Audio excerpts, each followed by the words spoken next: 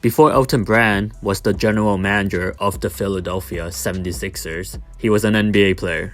In fact, he played for the Sixers from 2008 to 2012. And during this time, Brand signed a 5-year $82 million contract.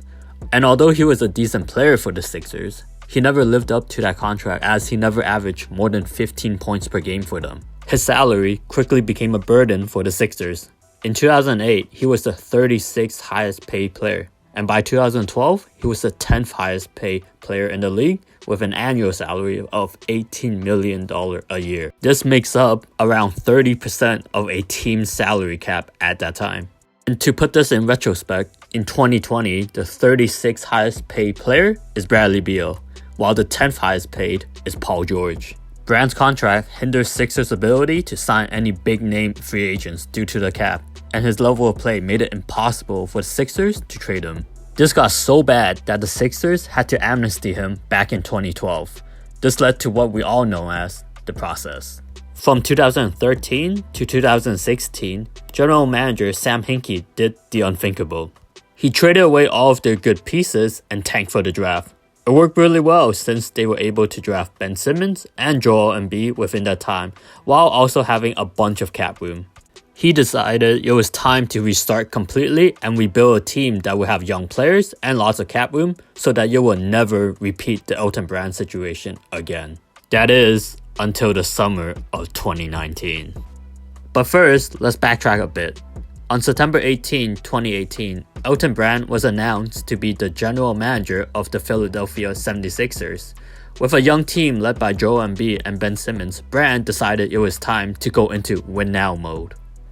His first big move involved a trade between Jerryd Bayless, Robert Covington, Dario Saric, and a 2022 second-round draft pick to the Minnesota Timberwolves in exchange for Jimmy Butler and Justin Patton. Getting Jimmy Butler proved to be successful for the Sixers as he was able to lead them to Game 7 against the Toronto Raptors in the playoffs, who would go on to win the championship. But his next big trade didn't work out so great. Yes, I'm talking about the Tobias Harris trade. The trade involved Wilson Chandler, Mike Muscala, Landry Shamet, a 2020 first-round draft pick, a 2021 first-round draft pick, a 2021 second-round draft pick, and a 2023 second-round draft pick to the Los Angeles Clippers in exchange for Tobias Harris, Boban Marjanovic, and Mike Scott. This solidified the Sixers' push for going all in, while also diminishing any chance at a high draft pick in the near future. It was a go big or go home moment, and unfortunately for the Sixers, we would see them go home more often than going big. Tobias was a borderline all-star player before the trade. He averaged over 20 points and grabbed 7.9 rebounds per game on 50% shooting and 43% from 3. After he was traded, his scoring dropped to 18.2 points a game while shooting 47% from the field and 33% from 3. Harris was also underwhelming in the 2019 playoffs, averaging 15.5 points per game, grabbing 9.2 rebounds and dishing out 4 assists, while shooting only 42.5% from the field and 35% from 3. Now we're back to the 2019 offseason where Elton Brand would doom the Sixers with salary cap hell. Alright, let me explain. With Jimmy Butler opting to sign with Miami and still being in the win-now mindset, the Sixers offered a near-max deal worth $180 million over the next 5 years to Tobias Harris even after a disappointing year. But this wasn't the only signing that Elton Brand did. He also signed a 33-year-old Al Horford to a 4-year, $109 million contract. So during the next 4 years from 2019, the team's salary will be $130 million, $147 million, $147 million again, and then $138 million guarantee. That means the team is basically stuck in the luxury tax or near luxury tax levels for the next 4 years. It won't be until 2023 that the Sixers will have a bit of breathing room with only $77 million guaranteed.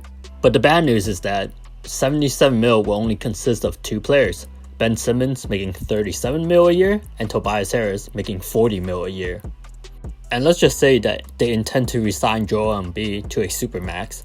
That $77 million will probably be closer to $130 million just for those 3 players. So unless they somehow decide to package Tobias Harris with either Ben Simmons or Joel Embiid, the Sixers won't have much cap room until 2024 at the earliest. With the recent playoffs and the Sixers getting swept by the Celtics, it is very unlikely that they'll be able to trade Tobias Harris and Al Horford, especially considering how they only scored a combined total of 2 3-pointers throughout those 4 games. It's kind of ironic that Elton Brand's salary held the Sixers back while he was playing for them, and once he became their GM, he held them back again into salary hell by handing out the same bad contracts that he was criticized to be on. Elton Brand has and will continue to haunt the Sixers' salary cap like the 3 ghosts of Christmas, past, present, and future. But let me know what you guys think. Do you think we'll see a process part 2 for Philly? Do you think Elton Brand has done a great job for Philly? Comment below so that I know what your thoughts are.